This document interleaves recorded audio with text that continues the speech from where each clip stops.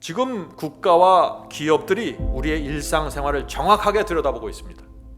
마음만 먹으면 언제든지 컨트롤하고 압박이 들어올 수 있는 것입니다. 이것은 무서운 것이죠.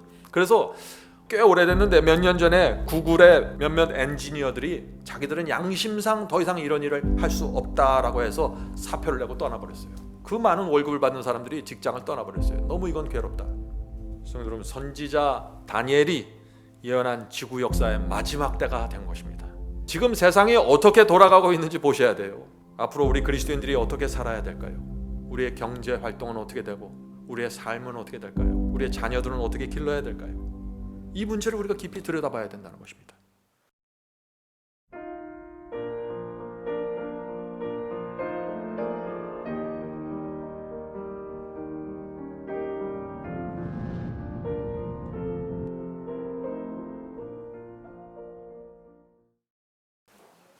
오늘 제가 나눌 말씀의 제목이 좀 특이하죠? 세상 종말과 인공지능입니다. 아마 여러분들 중에 어떤 분들은 아니 왜 목사님이 설교를 하는데 인공지능에 대해서 하는가라는 말을 할 것입니다. 성도 여러분, 10년 전부터 놀라운 일이 이루어지고 있습니다. 전혀 상상할 수 없었던 변화의 물결이 시작되었습니다. 근데 많은 사람들이 그것을 인지하지 못하고 있습니다. 심지어 그리스도인들까지도 이 인공지능이 우리에게 어떤 영향을 주고 우리 신앙에 어떤 영향을 주고 세상 종말과 어떻게 연결되어 있는지 잘 보지 못하는 것 같습니다. 그래서 오늘 제가 이 말씀을 나누기로 마음을 작정한 것입니다.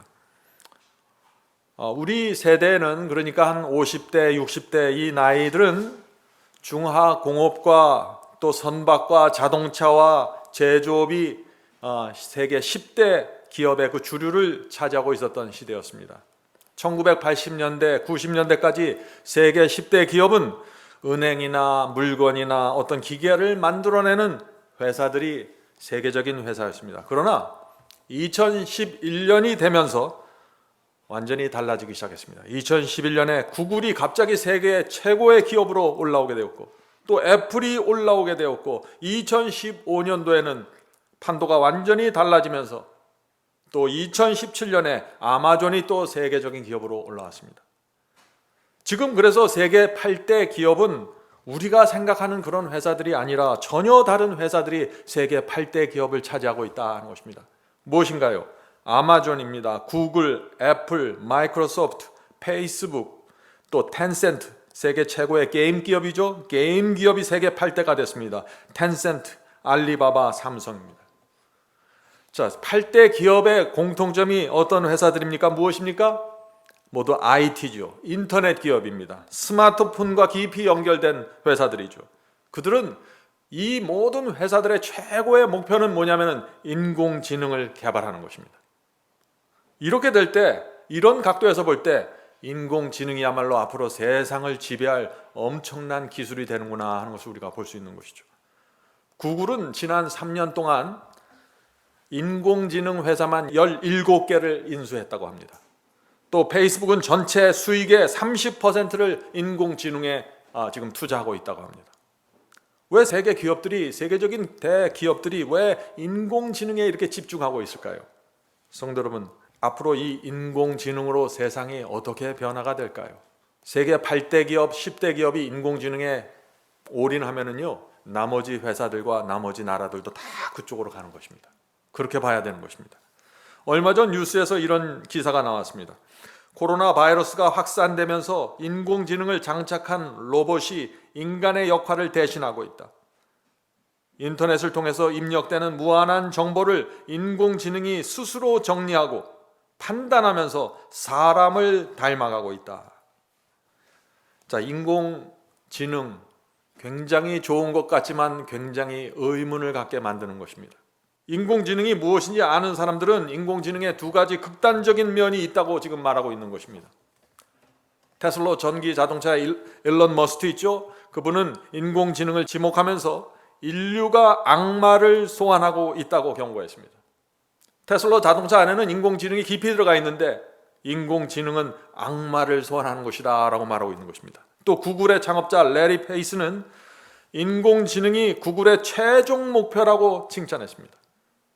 자, 인공지능은 두 얼굴이 있는 것입니다. 한쪽에서는 악마라고 부르고 있고 다른 한쪽에서는 그거야말로 우리 세상의 희망이라고 지금 말하고 있는 것입니다. 그러나 우리가 모두 이 전문가들의 얘기를 들어보면은요, 다들 그 마음속에 인공지능을 두려워하고 있습니다. 왜 그럴까요? 거기에는 이유가 있겠죠. 오늘 말씀의 주제는 단순히 제가 어떤 인공지능의 어떤 기술적이고 과학적인 얘기를 하려고 하는 것이 아니라 이 마지막 시대에 인공지능이 성경의 예언을 어떻게 성취시킬 것인가라는 문제를 제가 말씀드리려고 하는 것입니다. 오늘 제가 나누는 말씀은 이 전문적인 분야이기 때문에 제가 개인적인 생각을 말할 수 없고요. 그동안 제가 하버드 대학이나 스탠포드 대학 또 여러 뉴스 매체에서 나온 자료들을 제가 보면서 여러분에게 정리해서 하나님의 예언과 함께 나누려고 하는 것입니다. 지난 10년 만에, 아주 짧은 10년 만에 수십 년 동안 이 세상을 지배했던 회사들이 무대에서 사라져버리고 말았습니다. 공장과 굴뚝은 더 이상 세계적인 기업의 랭킹에 들어가지 못합니다. 다시 말해서 스마트폰을 통해서 전 세상 사람들과 연결된 회사들, 또 인터넷에 엄청난 속도로 지식을 나누고 인터넷을 통해서 물건을 파는 사람들이 엄청난 부를 지금 끌어모으고 있는 것입니다. 세계 최고의 회사가 구글이죠. 이 구글은 물건을 파는 회사가 아닙니다. 이 구글은 인공지능을 통해서 검색 서비스를 무료로 주면서 광고 수익으로만 구글 전체 수익의 90%가 들어옵니다. 참 이상하죠. 광고 하나 해갖고 세계 1위가 돼요. 세상이 이렇게 됐다는 것입니다. 왜요? 구글의 이 인공지능 컴퓨터 시스템이 이 세상 수십억 명의 핸드폰과 직접 연결되어 있어서 그래요. 자, 지금 어떤 일이 생기고 있는 것입니까? 이 모든 전문가들은 지난 10년 동안 이미 새로운 기술 혁명, 산업혁명이 시작되었다고 합니다. 더 이상 제조업의 시대는 아니라고 하는 것이죠. 이 새로운 산업혁명의 중심에 들어가 있는 것이 인공지능이라는 것입니다. 그래서 여러분들이 살아있는 동안 앞으로 이 세대는 인공지능이 지배하는 세상이 될 것이다 하는 것입니다. 인터넷에 있는 그 엄청난 지식들이 빠른 속도로 사람들의 손에 쥐어져 있는 이 핸드폰과 연결되어 있는 것입니다. 그래서 이 인공지능 혁명이 가능하게 됐다는 것입니다. 여러분들도 그렇잖아요. 핸드폰 하나로 이 지구에 있는 엄청난 지식을 다 접할 수 있습니다. 이것은 10년 전만 해도 도무지 상상할 수 없는 일이었죠. 성도 여러분, 왜 세상에 갑자기 이런 변화가 생겼을까요? 우리 그리스도인들은 이런 질문을 생각해야 한다는 것입니다. 성경이 그렇게 될 것이라고 예언하고 있기 때문에 이렇게 되는 것입니다. 지금부터 2600년 전에 다니엘서는 마지막 때가 되면서 바로 이런 일이 생길 것이라고 예언한 것입니다. 자, 그 말씀이 어디에 있나요? 다니엘서 12장 4절 보겠습니다. 다니엘서 12장 4절. 다니엘아, 마지막 때까지 이 말을 간수하고 이 글을 봉함하라. 많은 사람이 빨리 왕래하며 지식이 더하리라. 자, 마지막 때가 되면 세상이 어떻게 된다고 했습니까? 많은 사람이 빨리 왕래하며 지식이 더해진다고요. 이 예언은 제가 과거에 해석할 때는 그저 교통 속도가 빨라지고 과학이 급속한 지식을 올라간다 하는 식으로만 생각을 했어요. 그런데 이 말씀이 지금 이제 와 보니 한층 더 나가는 것입니다. 에덴 동산에서부터 6,000년 동안 인류는 말과 마차를 타고 여행했습니다. 그러다가 지난 불과 200년 전에 말과 마차를 버리게 되었습니다. 증기기관이 나왔고 방적기계가 나오면서 자동차가 나오고 기관차가 나왔습니다. 그러다가 지금은 우주선을 타고 저 우주로 화성까지 가버리는 시대가 된 것입니다. 그러다가 지난 10년 전부터 속도가 급격하게 빨라지는 일들이 생긴 것입니다. 인터넷이 나온 것입니다. 인터넷의 속도가 엄청나게 빨라지더니 세상의 모든 것이 달라지게 되었습니다. 성도 여러분, 이 세상에 왜 이런 일이 생기나요? 성경이 그렇게 될 것이라고 예언하고 있기 때문입니다. 세상은 점점 더 빠르게 나갈 것입니다. 엄청난 지식들이 이 세상의 각 사람의 손에 연결될 것입니다. 하나님께서는 다니엘서와 요한계시록의 예언을 통해서 예언의 순서대로 또 정해진 기간대로 정해진 때를 따라서 역사를 운영해 오셨습니다. 7교회 예언이 있죠. 7인이 있죠. 7나팔이 있습니다. 모두 7개의 기간을 갖고 그리스도의 초림부터 재림까지 가는 건데 지금 마지막 시대에 들어갔다는 것입니다. 마지막 시대 가까이 가면 갈수록 어떤 일이 생겨요? 지식이 급격하게 늘어나면서 속도가 일어난다고요. 그래서 마지막 때가 지금 되어서 엄청난 지식이 무서운 속도로 지구 수십억 인구의 각 사람에게 연결되어 있는 것입니다. 그래서 여러분들이 뭘 갖고 있어요? 지금 핸드폰을 갖고 있는 것입니다. 과학자들은 이 핸드폰 때문에 새로운 인류가 탄생될 것이라고 말하고 있습니다. 새로운 인류, 신인류입니다. 왜 그것을 신인류라고 부를까요? 기존에 지금까지의 사람들은 오장육부를 갖고 있었는데 이제 하나의 장기가 더 추가되었다는 것입니다. 그것이 뭐예요? 핸드폰이라는 것입니다. 핸드폰의 몸의 일부가 되어버렸습니다. 사람들이 핸드폰을 놓치면 우울증에 걸리는 것입니다. 핸드폰이 없으면 아무것도 못해요. 다니엘서는 마지막 때가 되면 많은 사람이 빨리 왕래하며 지식이 더하리라고 예언했는데 지금 그 시대가 되었다는 것입니다. 이 예언의 끝에 오는 것입니다. 가장 빠른 속도로 지금 들어가는 것입니다. 성도 여러분, 제가 지금 무슨 말을 하고 있는가요? 세상 끝이 가까웠다는 말은 다시 말해서 짐승의 표 환란이 가까이 온다는 것입니다. 예수께서 곧 재림하신다는 것입니다. 인공지능의 발달로 인해서 엄청난 지식의 속도들이 생기면서 짐승의 표 환란이 가까이 온다 하는 것입니다. 자, 어떻게 그렇다면 인공지능이 마지막 짐승의 표 환란과 연결될 수 있을까요? 우리가 그 말씀을 나누는 것입니다. 물론 인공지능은 나쁜 것이 아닙니다. 이것을 잘만 이용하면 우리에게 큰 이익을 줍니다. 그러나 동시에 이 인공지능은 지구의 모든 사람들을 모니터링하고 통제할 수 있는 시스템이 되는 것입니다. 수십억 개의 핸드폰이 연결되면서 엄청난 빅데이터가 만들어지고 이 정보들을 갖고 있는 회사나 국가들은 국민 하나하나를 다 통제하고 감시하고 들여다볼 수 있는 그런 세상으로 들어가 버린다는 것입니다. 예수께서 재림하시기 전에 먼저 세계적인 환란과 핍박이 온다고 했죠. 그것이 예언의 순서죠. 자, 그것이 짐승의 표 환란입니다. 짐승의 표 환란은 세계적인 환란입니다. 유럽에서만 일어나는 것이 아니고 한국에서만도 아니고 아시아도 아니고 남미도 아니고 세계 전체입니다. 세계 전체에서 환란이 어려움이 생기는 것입니다. 자, 세계가 어떻게 돼야 될까요? 그렇다면 세상이 어떻게 돼야 돼요? 하나로 이어져야 됩니다. 세계 각 국가들이 강력한 힘으로 하나로 연결되어 있어서 서로 같이 국민들을 감시하고 통제할 수 있는 시스템이 마련되어야 된다는 것입니다. 시스템이. 자, 그 말씀을 읽어보죠. 요한계시록 13장 15절부터 17절입니다.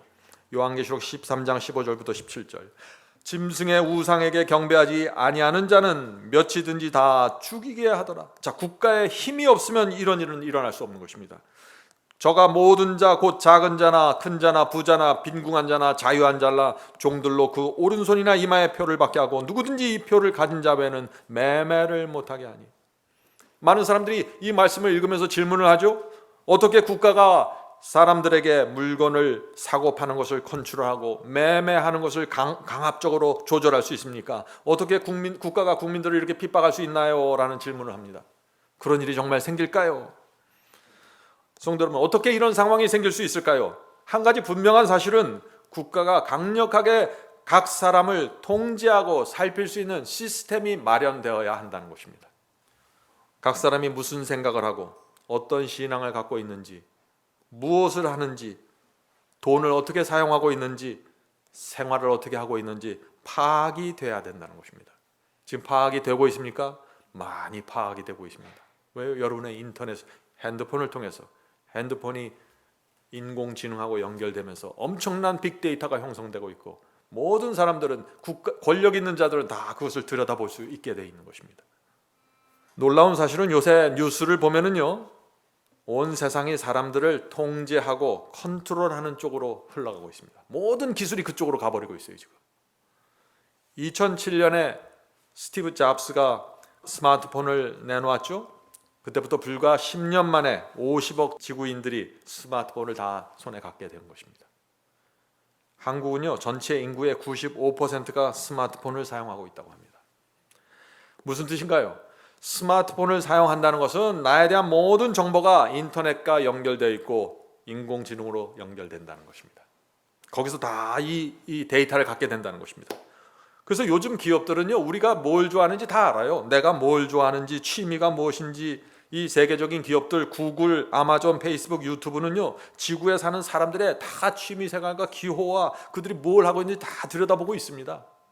그래서 여러분들이 유튜브에서 어떤 설교를 들으면은 다음에 들어가면 어떻게 돼요? 그 설교와 연관되어 있는 설교들이 자동적으로 내 스마트폰에 그 유튜브 홈 화면에 뜨잖아요. 깜짝 놀라죠. 이 사람들이 어떻게 내가 이거 좋아하는지 알았지? 인공지능의 그 알고리즘이 내가 어떤 설교를 좋아하는지 다 기억하고 알아서 처리해 주는 것입니다. 참 편리한 것 같지만 무서운 것입니다. 내가 인터넷으로 그동안 샀던 모든 물건들이, 모든 쇼핑이 온라인에 그대로 기억이 되고 있습니다. 그래서 인터넷에 올라가서 무엇을 사려고 하면 어떻게 해요? 전에 샀던 내 물건들이 쫙 떠 있잖아요. 어떤 때는 남들이 볼까 무서워요. 사람들이 그렇게 해서 두려워하는 것입니다. 나의 개인적인 정보들이 다른 사람들하고 이렇게 혹시 나눠지면 어떻게 될까? 지금 국가와 기업들이 우리의 일상생활을 정확하게 들여다보고 있습니다. 마음만 먹으면 언제든지 컨트롤하고 압박이 들어올 수 있는 것입니다. 이것은 무서운 것이죠. 그래서 꽤 오래됐는데 몇 년 전에 그 구글의 어떤 몇몇 엔지니어들이 자기들은 양심상 더 이상 이런 일을 할 수 없다라고 해서 사표를 내고 떠나버렸어요. 그 많은 월급을 받는 사람들이 직장을 떠나버렸어요. 너무 이건 괴롭다. 심각한 것입니다. 경제와 금융에도 큰 변화가 일어났습니다. 이미 90% 이상의 사람들이 스마트폰을 통해서 경제활동을 합니다. 돈을 입출금을 하죠. 은행 창구에 가서 서비스 받는 사람들이 10%도 안 돼요. 저도 은행에 가본 지 굉장히 오래됐습니다. 산술적으로 보면 그래서 은행 지점의 90%가 문을 닫아도 큰 문제가 생기지 않는다는 것입니다. 실제적으로 과거 몇 년 전에 이미 국내의 한 은행이 전국 지점의 80%를 금년 안에 닫겠다고 발표를 했어요. 지금 시대가 이렇습니다. 왜 이 세상이 인터넷으로 다 들어가고 있을까요? 지금은 그래서 카카오뱅크처럼 지점이 없는 은행들이 각 나라마다 세워지고 있는 것입니다. 이것이 추세예요. 누구도 이 추세를 흐름을 변경시킬 수 없는 것입니다. 자, 제가 지금 무엇을 말하고 있나요? 기업과 국가가 각 개인의 모든 경제 활동들을 들여다보고 있다는 것입니다. 위기의 상황이 생기면 언제든지 통제가 들어가는 것입니다. 성도 여러분, 우리가 또 하나 알 것이 있는데 이건 지금 우리는 굉장히 큰 기술 혁명에 대해서 말하고 있는 것입니다. 인공지능을 기반으로 한 기술 혁명이죠. 이런 큰 기술 혁명이 일어나면은 그런 기술 혁명이 일어날 때마다 반드시 생기는 결과들이 있어요. 그것이 무엇일까요? 일자리를 잃어버리는 것입니다. 수많은 일자들이 사라진다는 것이죠. 그래서 전 세계 은행들이 지금 기존에 있는 은행들이 이 기술 혁명에 적응하기 위해서 많은 직원들을 해고시키면서 피나는 노력을 하고 있는 것입니다. 애플에서 스마트폰을 만들면서 어떻게 됐어요? 기존에 전화기를 만든 수많은 회사들이 순식간에 도산하고 사라졌습니다. 그런 그 스마트폰이 나오는 것을 보면서 가장 두려워했던 업종이 있습니다. 가장 두려워했던 회사들이 있어요. 제가 그것을 미국에 있을 때 타임즈에서 봤는데 그 기사를 가장 두려워했던 회사가 어떤 회사인가? 자동차 회사들이었습니다. 토요타, 현대, 포드 같은 이 자동차 제조사들이 두려워했어요. 왜요? 그 기존에 그 엄청났던 전화기 회사들이 순식간에 없어지는 걸 보면서 자동차에서도 무슨 애플 같은 특별한 자동차가 나타나면은 수천조 원이 투자됐던 모든 공장들이 일시에 사라질 수 있는 것입니다. 그래서 새로운 종류의 자동차가 나타날 것을 두려워하고 이것이 무엇이 될지 미래를 두려워했던 것입니다. 그런데 몇 년 전에 무엇이 나왔습니까? 미국에서 테슬라 전기 자동차가 나왔죠. 자동차 회사들이 그렇게 두려워했던 것이 나타나게 된 것입니다. 지금 테슬라 전기 자동차의 시가 총액이 세계에서 몇일까요? 1위가 됐습니다. 몇 년 만에 1위로 바로 올라가 버린 것이에요. 기존의 모든 자동차들을 눌러버렸습니다. 근데 이 테슬라 자동차는 기존에 한 번도 자동차를 만들어 본 적이 없는 사람들이에요. 그런 사람들이 모여서 이 자동차를 만들었는데 토요타, 벤츠를 누르고 세계 1위가 됐어요. 이 전기 자동차에는 앞에 본넷이나 뭘 열어보면 아무것도 없어요. 텅 비어 있어요. 엔진도 없고 기존 자동차를 돌아가게 했던 부품들이 전혀 없습니다. 그저 모터와 배터리 그리고 자율주행 프로그램 이것으로 해서 그냥 자동차가 돌아가 버리는 것이에요. 이 자율주행, 이 전기 자동차의 중심에 또 뭐가 있어요? 인공지능이 들어가 있는 것입니다. 그래서 지금 자동차를 누가 만들려고 해요? 애플이 만들겠다고 하고 구글이 만들겠다고 나서잖아요. 지금 기계가 중요한 것이 아니에요. 컴퓨터 회사들, 프로그래밍 하는 회사들, 스마트폰 만드는 회사들이 전기차 업계로 지금 쏟아져 들어오고 있어요. 성도 여러분, 지금 우리가 앞으로 당하는 이 미래는 엄청난 변화가 일어날 것입니다. 기술 혁명이 이렇게 생기면 무슨 일이 생긴다고요? 수많은 일자들이 사라진다고요. 자동차 생산직의 60%가 사라질 것이라고 말하고 있습니다. 기존에는 자동차 하나가 회사 하나가 생기면은요 3,000개 이상의 부품업자가 필요했습니다. 미국 조지아에 기아 자동차 하나가 들어왔을 때 3,000개 이상의 한국 부품 공장들이 따라 들어왔어요. 그런데 이제는 그런 회사들이 필요 없다는 것입니다. 주유소도 필요 없게 되고 자동차 정비소도 사라진다는 것입니다. 엄청난 변화가 생길 것입니다. 앞으로 몇 년 안에 말이죠. 유통업도 마찬가지. 가장 많은 일자리를 제공하는 업계가 있다면 그것은 유통업입니다. 사람들이 이번에 코로나 바이러스를 통해서 어떻게 됐어요? 이제 백화점 다닙니까? 가게 다녀요? 아니에요. 이제는 스마트폰으로 물건을 다 삽니다. 백화점, 대형마트들이 빠른 속도로 사라질 것입니다. 이미 온라인에서 물건을 구매하는 사람들이 오프라인에서 물건을 구매하는 사람들의 숫자보다 이미 초월했습니다. 이렇게 사람들이 스마트폰으로 물건을 구입하면서 세계 최정상으로 올라간 공룡 기업이 있는데 그것이 뭐예요? 아마존이죠. 아마존이 등장하면서 또 수많은 회사들이 도산하는 것입니다. 이제 도매상도 필요 없고 소매상도 필요 없어요. 스마트폰과 세계적인 그 아마존 회사가 직접 연결되어 있기 때문에 중간에 거칠 필요가 없습니다. 그래서 미국 백화점 3분의 1이 파산했습니다. 체인점 20%가 문을 닫았어요. 이런 현상은 전 세계적으로 앞으로 가속화된다는 것입니다. 성도 여러분, 이 스마트폰을 점령하는 회사들, 이 수십억 인구의 스마트폰과 연결시키는 회사들이, 그런 기업들이 세상을 지배하게 되는 것입니다. 그들이 모든 데이터와 정보를 갖게 되는 것입니다. 우리가 지금 성도 여러분, 우리가 지금 무엇을 공부하고 있어요? 무엇을 살펴보고 있습니까? 우리 지금 세상 얘기하는 거 아닙니다. 우리 앞에 엄청난 혼돈과 변화가 생기는데 우리가 그리스도인으로서 우리가 어떻게 이것을 통과해야 되는지 그 문제를 지금 살펴보고 있는 것입니다. 온 세상이 온라인으로 연결되어 있고 기업과 정부가 모든 사람들의 사생활과 정보를 점점 더 구체적으로 깊이 들여다보게 될 것입니다. 이것이 짐승의 표 환란이 일어나기 전에 준비되어야 될 준비 과정입니다. 인공지능이라는 엄청난 기술이 생기면서 어떻게 됐어요? 국가가 각 사람의 경제와 경제활동, 또 종교, 취미, 아주 디테일한 정보들을 다 가질 수 있게 됐습니다. 스마트폰이 생기고 또 보안 시스템이 생기면서 어떻게 됐습니까? 사람들의 얼굴 정보까지, 이제 안면 인식 프로그램까지 나왔죠. 지문을 인식하는 프로그램이 나왔죠. 전 세계 사람들을 컨트롤할 수 있는 준비가 되어가고 있다는 것입니다. 중국과 같은 나라는 어떻게 해요? 몇 초 안에 그 수많은 사람들 속에 몇 초 안에 자기 국가가 원하는 사람을 찾아낼 수 있다고요. 안면 인식 때문에 찾아낼 수 있다고 합니다. 참 놀라운 일이죠. 학자들은 지금 우리 앞에서 일어나고 있는 이런 현상을 제4차 산업혁명이라고 부릅니다. 제4차 산업혁명. 산업혁명이 1차부터 있었죠. 산업혁명이 일어날 때부터 사회에 놀라운 변화가 생기는 것입니다. 1차 산업혁명은 언제 일어났나요? 17세기, 18세기에 일어났죠. 유럽에서 일어났습니다. 그때 영국에서 방적기계가 만들어졌고 증기기관차가 만들어지면서 변화가 시작된 것입니다. 농업과 수공업에 의지하던 수많은 사람들이 일자리를 잃어버렸습니다. 회사들이 도산해버렸어요. 기존의 부자들이 무너졌고 새로운 부자들이, 이 기계 문명을 다룰 수 있는 새로운 부자들이 올라와 버린 것입니다. 농사짓고 수공업으로 살던 사람들 어떻게 됐을까요? 새로운 일자리를 찾아서 도시에 있는, 근교에 있는 공장으로 몰려들었습니다. 기술혁명은 그래서 경제와 문화와 사회 모든 것을 바꿔놓는 것입니다.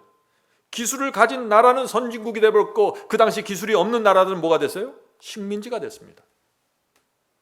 기술혁명이 일어날 때마다 최고의 강자가 생기고 최고의 빈국들이 생기는 것입니다. 성도 여러분, 이 기술혁명이 일어날 때마다 이런 일들이, 이런 역사가 반복되는 것입니다. 계속해서. 앞으로 우리가 당하는 이 새로운 신기술의 그 인공지능의 혁명 때도 이 역사가 그대로 반복될 것이라는 것입니다. 이것이 역사가들이 하는 얘기입니다. 2012년 알파고 아시죠? 알파고, 인공지능 알파고와 그 이세돌 바둑 구단이 바둑을 두었죠. 어떻게 됐어요? 알파고가 완전히 압도해 버렸습니다. 딥러닝 기술을 그때부터 이제 사람들에게 알려주게 된 것입니다.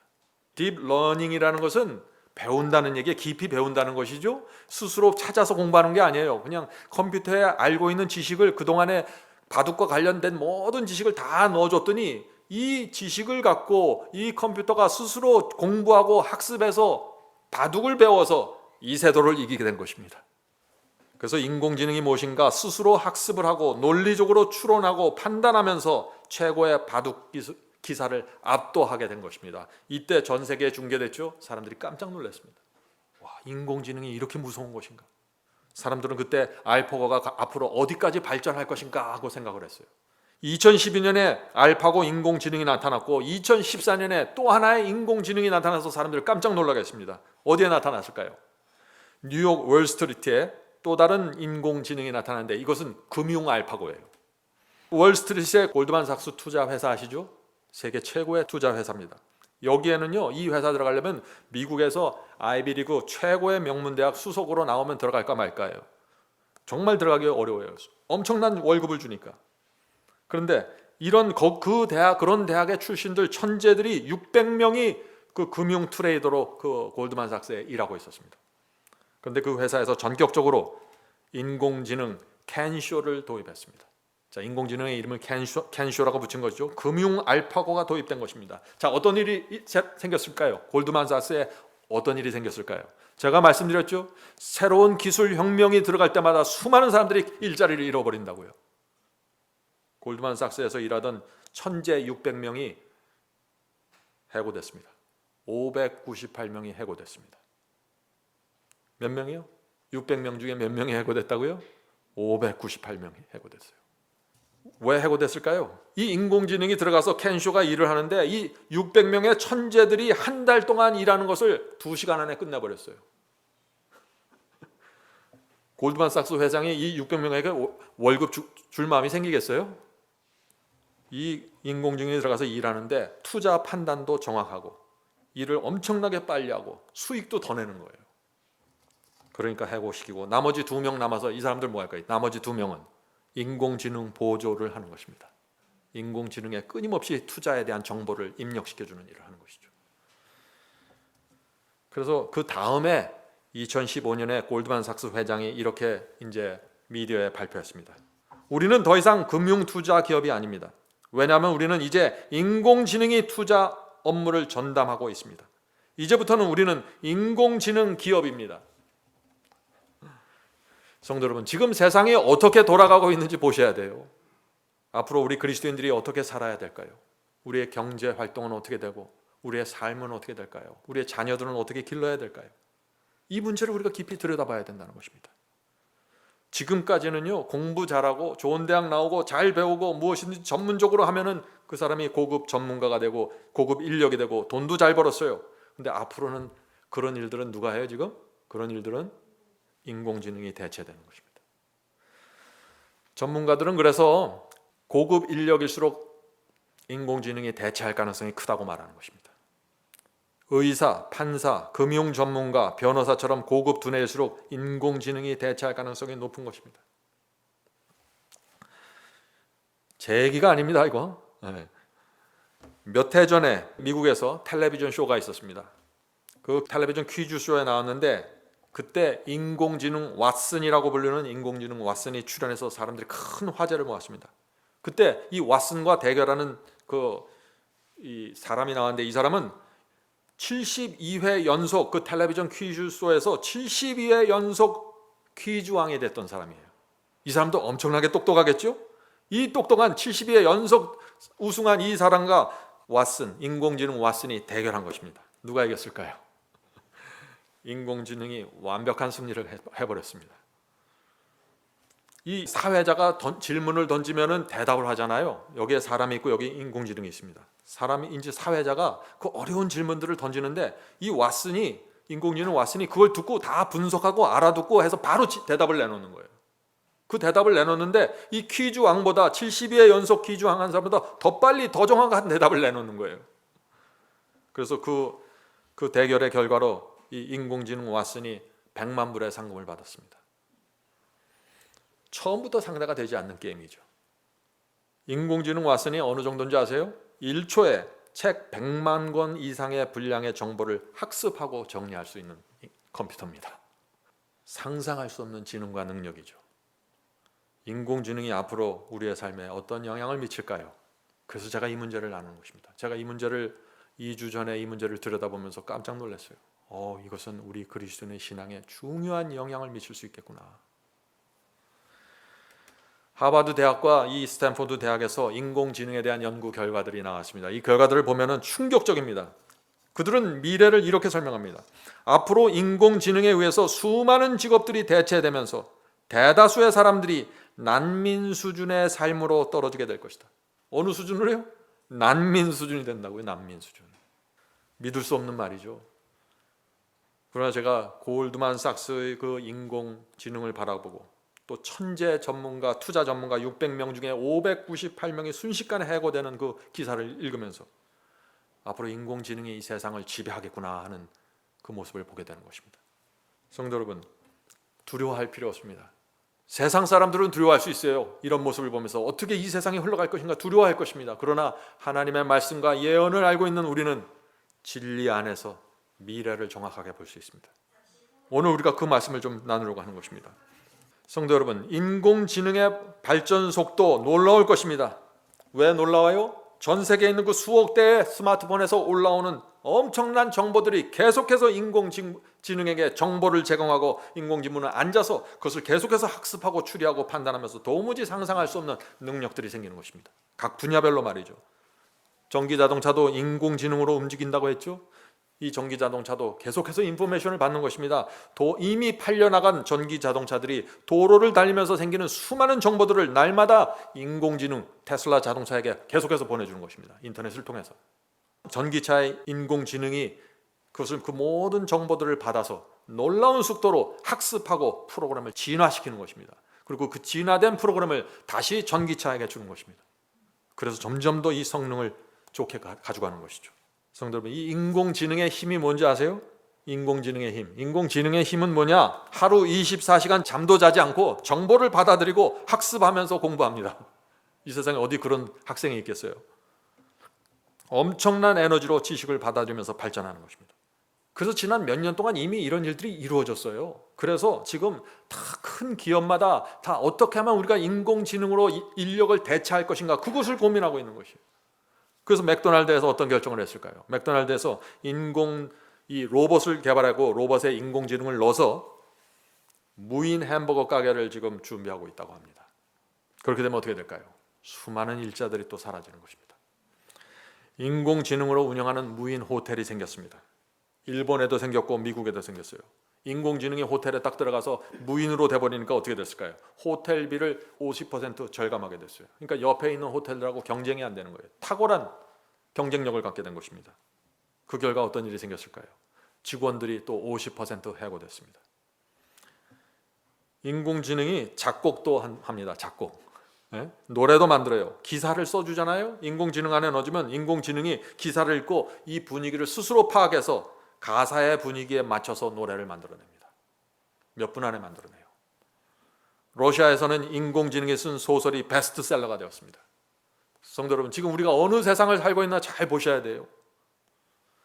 뉴욕의 유명한 셰프가 인공지능에게 수만 개의 음식 레시피와 조리법을 넣어줬습니다. 입력시켰어요. 그랬더니 이 인공지능이 지구에 존재하지 않는 새로운 레시피와 음식을 딱 만들어낸 거예요.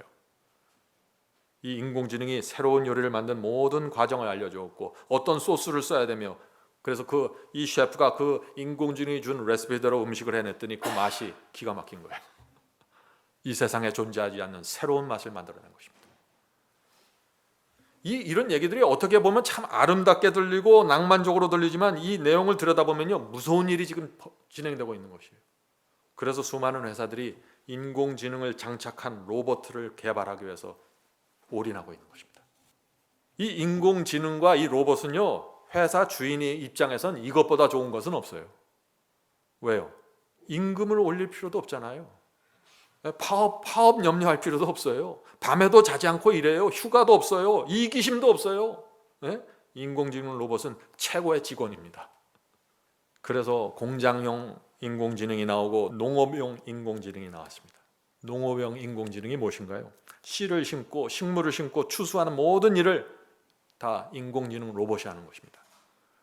딸기를 따는데 어느 정도의 딸기, 어느 색깔을 따야 된다 입력해 놓으면 그거 그대로 따요. 잘 익은 것만 골라서 땁니다. 더운데 나가서 일 시킨다고 컴플레인도 안 하고. 또 사람들 취향에 맞게 옷을 골라주는 코디 인공지능도 나왔습니다. 그 사람의 얼굴을 스캔하고 그 사람의 취향을 입력시켜 놓으면 이 옷 입으십시오, 저 옷 입으십시오. 비가 올 때는 이 옷입니다. 구체적으로 인포메이션이 들어오는 거예요. 사람들이 좋아할까요? 좋아하죠. 인공지능은 끊임없이 일을 합니다. 그래서 미래학자 토마스 프레이가 이렇게 얘기했습니다. 토마스 프레이는 2030년까지, 2030년이면 몇 년 안 남았죠. 2030년까지 인공지능 때문에 20억 개의 일자리가 사라질 것이다. 성도 여러분, 그래서 사람들이 인공지능을 개발하면서 동시에 두려워하는 것입니다. 인공지능은 무서운 것이 소수의 사람들이 모든 것을 장악해버리는 것입니다. 인공지능에 대한 최고의 기술을 가진 사람들이 그 밑에 있는 모든 것들을 다 잡아먹어버리는 것입니다. 그래서 대다수의 사람들이 난민 수준으로 삶을 살게 된다고 말하는 것이에요. 자, 마이크로소프트의 빌 게이츠는 이렇게 얘기했습니다.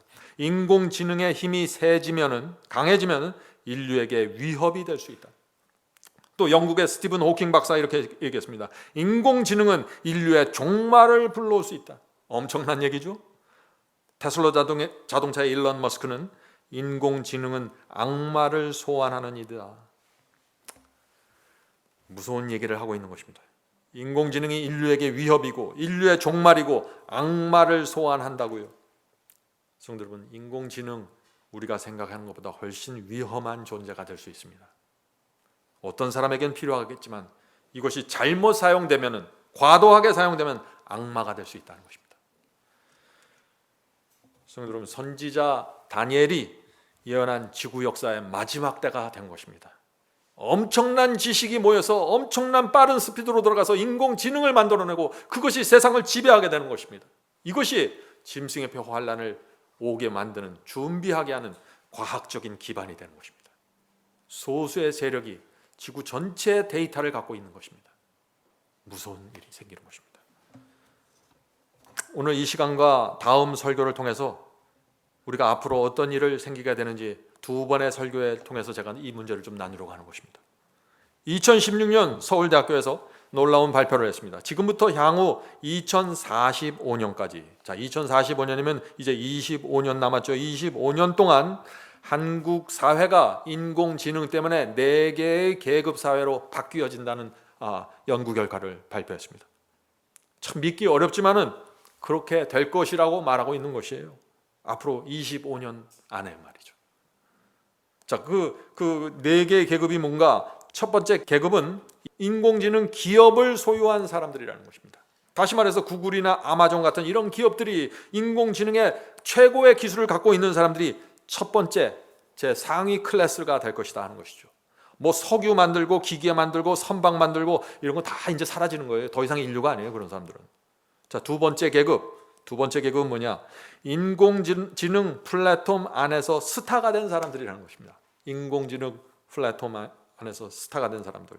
예를 들어서 유튜브가 인공지능의 플랫폼이거든요. 거기서 BTS 가수 있잖아요. 스타가 됐잖아요.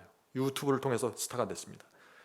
그들은 인공지능을 통해서, 플랫폼을 통해서 수십억 명과 연결되면서 세계적인 스타가 되어버렸습니다. 아주 짧은 순간에. 성도 여러분, 참 놀라운 것은요, 마지막 시대의 복음도 이렇게 전파되는 것입니다. 인공지능 기반인 인터넷상에서 하나님의 말씀과 사탄의 거짓 복음이 치열하게 전쟁을 벌이고 있는 것입니다. 자, 세 번째 계급이 누구예요? 사람이 아닙니다. 인공지능입니다. 사람이 아니라 인공지능 컴퓨터가 세 번째 계급을 차지한다고 말하는 것입니다. 자, 네 번째 계급은 무엇일까요? 제 하위층, 인공지능에 의해서 설 자리를 잃어버린 대다수의 사람들입니다. 거의 모든 사람들이 이 제4계급에 속하게 될 것이라고 말하고 있는 것입니다. 두렵죠, 성도 여러분?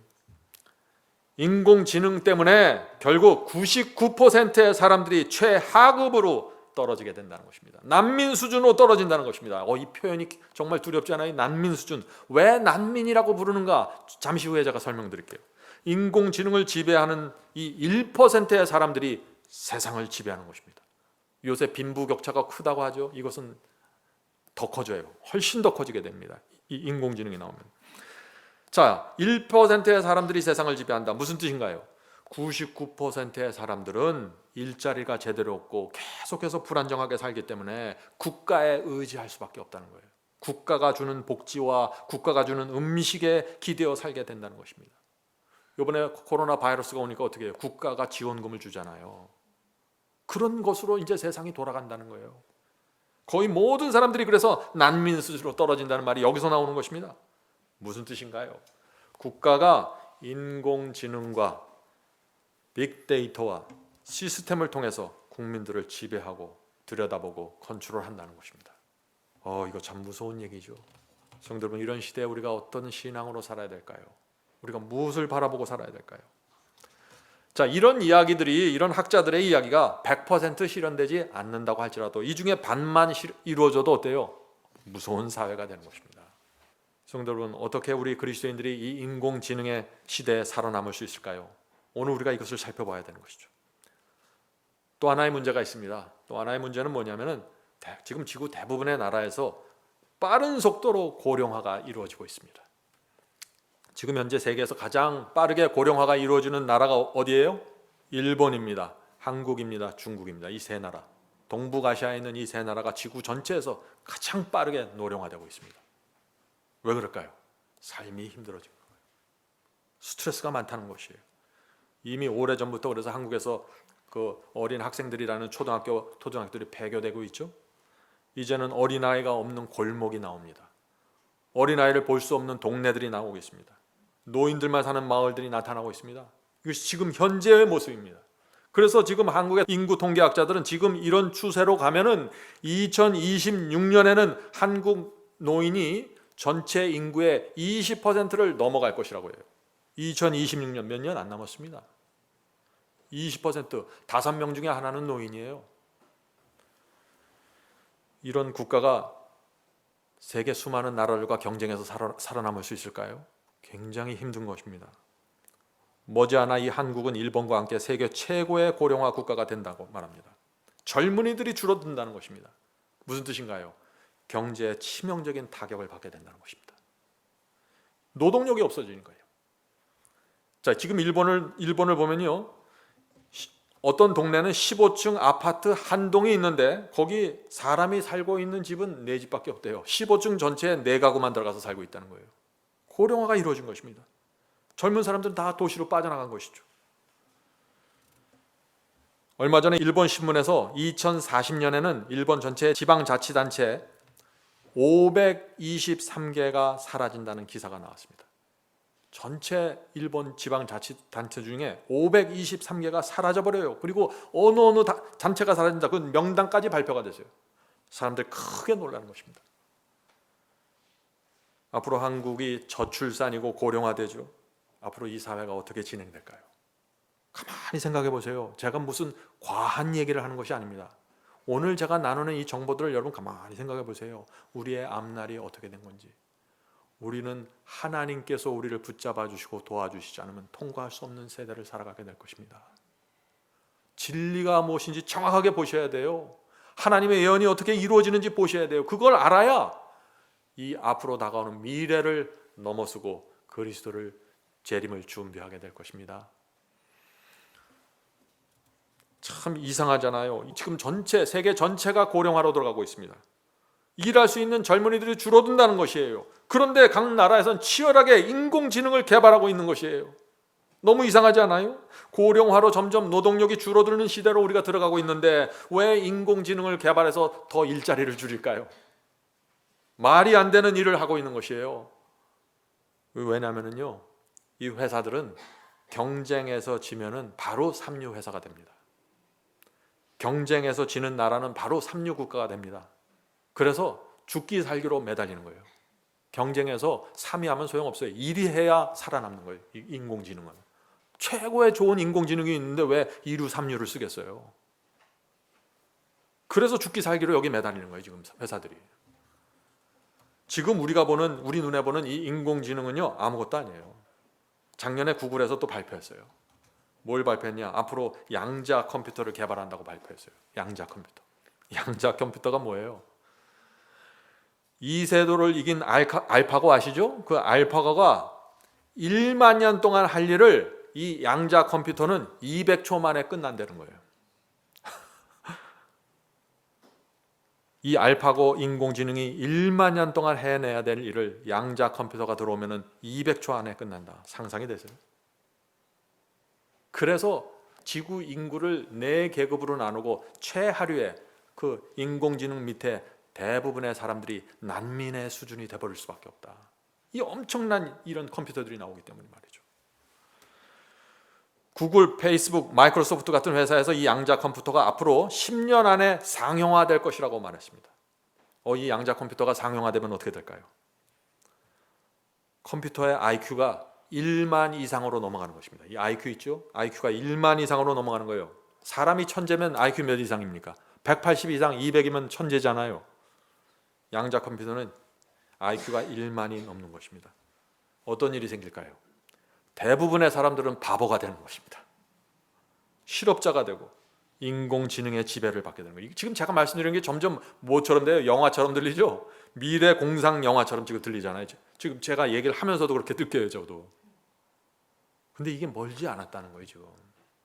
우리가 살아있는 동안 이런 일들이 생길 수 있다는 것입니다. 성도 여러분, 이제 잘 생각해 보세요. 하나님께서 이 세상을 인공지능이 지배하도록 내버려 두실까요? 그럴 수는 없는 것입니다. 그렇다면 무슨 말인가 이것이? 예수께서 재림하실 날이 가까이 올 수 있다는 것입니다. 더 이상 그리스도의 재림이 지체될 수 없다는 것입니다. 이렇게 볼 때 마지막 짐승의 환란, 짐승의 표 환란이 매우 가까이 있을 수 있다는 것을 우리가 볼 수 있다는 것입니다. 이것이 세상을 바라보면서 하나님의 예언을 보면서 들여다볼 수 있는 영적인 통찰력입니다. 성도 여러분, 코로나 바이러스 이번에 크게 생겼죠. 일자리를 수많은 사람들이 잃어버렸습니다. 그렇게 되면서 어떤 현상이 이 사회에 생겼습니까? 사람들은 국가가 이제 더 많은 것을 책임져 달라고 요구하기 시작했습니다. 더 많은 복지, 더 많은 지원을 달라고 요구하고 있는 것이에요. 왜? 먹고 살기 힘들어요. 미국도 마찬가지입니다. 미국 사람들도 미래를 불안하게 보고 있어요. 지금 세상 누가 미래에 대해서 환상을 갖겠어요? 다 불안해하는 것입니다. 그래서 이 선거 때마다 어떤 사람들이 표를 많이 받아요? 사회주의를 지향하는 정치인들이 표를 많이 받는 것입니다. 그래서 사회주의가 뭐예요? 국가가 국민들을 책임져 주는 시스템 아니에요. 성도 여러분, 지금 이 세상이 어떻게 돌아가고 있는지 보이십니까? 점점 더 빈부차가 생길 것입니다. 일반 서민들이 가난하게 집중. 그러면서 인공지능이 폭발적으로 개발되면서 빅데이터가 형성되고 국가는 모든 사람들의 정보를 갖게 될 것입니다. 원하기만 하면 누구나 가서 모니터링하고 감시할 수 있는 시스템이 만들어지는 것입니다. 성도 여러분, 이것이 지금부터 마지막 환란이 올 때까지 이 세상이 돌아가는 과정입니다. 짐승의 우상에게 경배하지 못한 사람들을 사고 파지 못하게, 매매하지 못하게 하는 시스템이 있어야 되는 것입니다. 그 시스템이 인공지능을 통해서 지금 마련되고 있다는 것입니다. 우리가 이것을 보면은 우리의 신앙이 어떻게 돼야 될까요? 정말 이제는 세상에 대한 그 애착심, 세상에 대한 사랑 다 내려놓으시고 하나님의 말씀 안으로 들어가셔야 됩니다. 가장 안전하고 정말 평안이 하나님의 말씀 안에만 있게 될 것입니다. 자, 인공지능을 가진 기업이 세상을 이끌게 됩니다. 정부는 국민 개개인의 삶을 들여다보고 컨트롤할 수 있게 되는 그런 흐름으로 지금 가고 있습니다. 그래서 사방바람이 놓여지고 있는 것입니다. 이 순서를 잘 보세요. 사방바람이 왜 놓여지고 있는지 마태복음 24장에 나오는 재림의 징조들 아시죠? 홍수와 기근과 지진과 전염병이 창궐하게 되는 것입니다. 마지막 시대 온 세상이 크게 이 재림의 징조로 흔들리는 것입니다. 그래서 바울이 뭐라고 했어요? 이 재림의 징조가 어떻게 온다고 그랬죠? 여인이 해산하는 고통처럼 온다고 그랬잖아요. 데살로니가전서 5장 3절 보겠습니다. 여러분들 이 말씀 아시죠? 데살로니가전서 5장 3절입니다. 그들이 평안하다 안전하다 할 그때 임신한 여자에게 해산의 고통이 이른과 같이 멸망이 갑자기 그들에게 이르니 결코 피하지 못하리라. 자, 무슨 뜻인가요? 아기가 태어나려고 하면은 산모의 고통이 점점 더 커지죠. 그런데 점점 더 자주 일어납니다. 빈도가. 재림의 징조가 그렇게 일어난다는 것입니다. 점점 더 자주, 점점 더 크게, 큰 사이즈로 재림의 징조들이, 재난이 일어난다는 것입니다. 그래서 예수께서 재림하실 때까지 앞으로 재난은 점점 더 심해질 것이라고요. 이번 코로나 바이러스로 온 세상이 마비되었습니다. 경제가 어떻게 흔들리는지 우리 눈앞에 한번 보여주셨습니다. 하나님의 백성들, 예언의 빛을 갖고 있는 사람들만 알 수 있도록 징조가 나타난 것입니다. 성도 여러분, 만일 코로나 바이러스보다 더 강력한 바이러스가 나타나면 어떻게 될까요? 더 큰 재난들이 지구로 몰려오면 어떻게 될까요? 경제가 여지없이 흔들리면서 무너지기 시작할 것입니다. 그렇게 되면 어떻게 될까요? 사람들의 마음이 불안해지겠죠.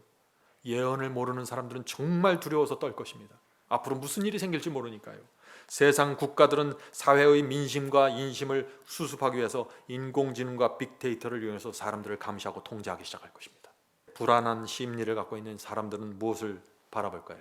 누가 좀 나타나서 이 세상을 평강과 복락으로 끌어갈 수 있으면 좋겠다 하는 마음으로 세상을 바라보기 시작할 거예요. 그때 누가 나타나는 거예요? 그때 요한계시록 13장에 나타난 적그리스도가 나타나는 것입니다. 온 세상의 희망으로 등장하는 것입니다. 가장 도덕적이고 가장 종교적이고 가장 사랑이 많은 모습으로 나타나게 될 것입니다. 그리고 그 적그리스도와 함께 기독교의 거짓 선지자들이 하나로 연합해서 이 세상에게 희망의 메시지를 던지기 시작하는 것입니다. 자, 요한계시록 13장에 그 모습이 나타납니다. 요한계시록 13장 13절 14절입니다. 큰 이적을 행하되 심지어 사람들 앞에서 불이 하늘로부터 땅에 내려오게 하고 짐승 앞에서 받은 바 이적을 행함으로 땅에 거하는 자들을 미혹하며 땅에 거하는 자들에게 이르기를 칼에 상하였다가 살아난 짐승을 위하여 우상을 만들러 하더라. 여기 짐승의 표 환란이 일어나면서 놀라운 이적들이 생기죠. 불이 하늘에서 내려오는 이적, 이런 이적들이 생기니까 사람들이 저항할 수가 없는 것입니다. 이것이 우리가 기다리던 그 희망이구나. 이 불안한 세상에, 재난이 많은 세상에, 경제가 무너지는 이 세상에 우리가 드디어 희망을 만나게 되었구나 하고 간절한 마음으로 매달리게 되는 것입니다. 사탄과 악령들이 초자연적인 현상들을 일으킬 것입니다. 사람들을 완전히 미혹시키는 것입니다. 안진뱅이를 이혹하고 2000년 전에 예수께서 행했던 그 이적을 그대로 행하면서 사람들을 미혹하게 될 것입니다. 그래서 예수께서 마지막 환란 때 이적을 행하는 자들을 조심하라고 말하고 있는 것이에요. 그 말씀이 어디에 있어요? 마태복음 24장에 나오잖아요. 재림의 징조장에. 마태복음 24장 21절부터 24절입니다. 이는 그때 큰 환란이 있겠습니다. 이 큰 환란이 뭐예요? 짐승의 표 환란, 마지막 환란입니다. 큰 환란이 있겠습니다. 장세로부터 지금까지 이런 환란이 없었고 후에도 없으리라. 가장 큰 지구 역사의 가장 큰 환란이라는 것이죠. 그때 사람이 너에게 말하되 보라 그리스도가 여기 있다 혹 저기 있다 해도 믿지 말라. 거짓 그리스도들과 거짓 선지자들이 일어나 큰 표적과 기사를 보이어 할 수만 있으면 택하신 자들도 미혹하게 하리라. 성도 여러분, 조심해야 합니다. 사탄은 지금도 이 역사를 마지막 미혹을 이루기 위해서 지금부터 이미 오래전에 기독교인들에게 초자연적인 현상을 주고 있는 것입니다. 뭘 주고 있어요 지금? 지금 제가 바이블 칼리지를 공부하면서 사람들하고 접촉하면서 나누는 사람들, 굉장히 많은 사람들이 음성을 듣고 있다고 해요. 환상을 보고 있다고 합니다. 어떤 계시를 보고 있다고 합니다. 그런 사람들이 굉장히 많아요. 사탄은 그리스도인들이 기적과 표적에 의지해서 신앙을 하도록 끌어가고 있는 것입니다. 수많은 사람들이 지금 여기에 걸려 있는 것입니다. 그런 사람들은 짐승의 표 환란이 일어나고 마지막 큰 미혹이, 엄청난 이적들이 생길 때 다 넘어가게 될 것입니다. 그동안 내가 듣던 그 환상, 내가 듣던 음성이 바로 이것이었구나 하고서 거기에 다 들어가게 될 것입니다. 그때 이 마지막 미혹이 일어날 때 지구의 모든 사람들은 이 짐승과 거짓 선지자를 하나님께서 보내신 종으로 받게 될 것입니다. 이 세상을 구원할 유일한 희망으로 바라보게 되는 것입니다. 성도 여러분, 누가 그 앞에서 저것이 적그리스도고 저것이 짐승이라고 외칠 수 있을까요? 하나님의 진리에 정확하게 서 있는 사람들, 마지막 예언의 빛에 의해서 정확하게 세상을 보는 사람들, 그리고 그 안에, 그 마음 안에 하나님의 의가 새겨져 있는 사람들, 그런 사람들이 그날 하나님의 편에 서게 될 것입니다. 성도 여러분, 우리가 어떻게 준비해야 될까요? 온 세상이 인터넷으로 묶여 있고 인공지능의 힘이 점점 더 강력해지는데 우리 그리스도인들이 어떻게 자유와 평강과 신앙을 유지할 수 있을까요? 이 다음 시간에 제가 이 질문에 대한 실제적인 대답을 좀 나누려고 합니다. 2부에서는 디지털 화폐와 세계 정부에 대해서 제가 살펴보려고 합니다. 성도 여러분, 오늘 말씀을 듣고 오해하시면 안 됩니다. 제가 말씀드리려는 포인트를 오해하시면 안 돼요. 저는 인공지능을 피해 달아나라고 말씀드리는 것이 아니에요. 어디 깊은 동굴에 들어가서 숨어라 그런 얘기를 하는 게 아니에요. 저는 핸드폰을 이제부터 사용하면 안 되겠구나 그런 말을 하는 거 아니에요. 인공지능의 시대에 우리는 살아갈 수밖에 없습니다. 핸드폰을 들고 살아갈 수밖에 없습니다. 큰 변화 속을 통과할 수밖에 없습니다. 그런데 우리는 그것을 바라보고 준비해야 한다는 것입니다. 내가 어떤 신앙을 갖고 이 엄청난 폭풍우를 통과해야 되는지 정확하게 들여다봐야 된다는 것이에요. 가장 중요한 것은 신앙입니다. 하나님께서 우리와 함께 하시지 않으면 우리의 어떤 육신적인 준비도 의미가 없게 될 것입니다. 하나님께 충성하는 신앙이 필요합니다. 하나님께 충성하려면 어떻게 뭘 알아야 돼요? 진리가 무엇이라 알아야 충성을 하죠. 어떤 사람은 충성을 하는데 거짓에게 충성하고 있어요. 어떤 사람은 충성하는데 적그리스도에게 충성하고 있어요. 왜 그래요? 진리가 무엇인지를 모르기 때문에 그런 거예요. 그런 일들이 일어나는 것이에요. 성경이 말하는 적그리스도는 누군지 알아야 하죠. 짐승의 표가 무엇이고 어떻게 강요되는지 알아야 하죠. 어떻게 마지막 환난을 위해서 준비할 수 있는지 알아야 합니다. 주님께 충성하는 신앙이 무엇인지 알아야 합니다. 대부분의 사람들이 이것을 알지 못하는 것입니다. 그래서 마지막 환난이 일어날 때 하늘에서 불이 내려오는 엄청난 이적이 생길 때 다 미혹당하는 것입니다. 준비가 되지 못하는 것입니다. 왜 이런 일이 생길까요? 오늘날 기독교회가 하나님의 말씀과 예언을 있는 그대로 백성들에게 가르치지 않기 때문이죠. 사람들은 열정은 있지만 열심은 있는데 무지합니다. 진리에 대해서 무지합니다. 성도 여러분, 하나님의 말씀 하나만 보고 가야 됩니다. 그렇지 않으면 길을 잃어버립니다. 오늘 이 방송을 보는 분들 이번 기회에 꼭 마지막 사명 웹사이트 바이블 칼리지 오셔서 성경을 공부하시고 예언을 확인하시기 바랍니다. 여러분의 운명이, 인생이 달린 성경 공부가 될 것입니다. 성령께서 우리 모두를 진리의 빛으로 인도해 주시길 간절히 바랍니다. 하늘에 계신 저희들의 아버지, 열 처녀가 졸고 있는 동안 신랑이 오고 있습니다. 하늘에 계신 아버지, 그동안 저희가 세상에 붙잡혀서 졸고 있었다면 눈을 뜨고 깨어날 수 있도록 도와주시옵소서. 새로운 시대가 오고 있다는 사실을 볼 수 있도록 도와주시옵소서. 예수 그리스도의 재림이 더 이상 지체될 수 없는 시대가 오고 있습니다. 주여, 저희 마음에 오늘 말씀을 통해서 성령께서 알려주시고 저희의 필요한 것들을 채워주시고 영적으로 저희가 어떤 준비를 해야 되는지 말씀 속으로 깊이 들어가고 주께서 주시는 그 의의 경험으로 깊이 들어가게 도와주시옵소서. 이 세상에 살지만 세상에 속하지 않는 자로 살 수 있도록 지켜주시옵소서. 하늘에 계신 아버지, 오늘 함께 모여서 기도하는 성도들에게 함께하여 주셔서 이제 더 이상 그 연약하고 죄를 변명하고 세상을 변명하는 그런 신앙에서 떠나서 하나님께 나갈 수 있도록 도와주시옵소서. 죄를 내려놓고 세속을 내려놓고 하나님의 말씀 안에서 흡족하고 만족한 그리스도인 될 수 있도록 도와주시옵소서. 성령께서 우리의 마음을 감화시키고 역사하셔서 회개시켜 주셔야만 이 일이 가능합니다. 주여, 그리스도의 재림을 위해서 준비할 수 있도록 저희를 깨워주시고 준비시켜 주시옵소서. 예수님의 이름으로 간절하게 기도드립니다. 아멘.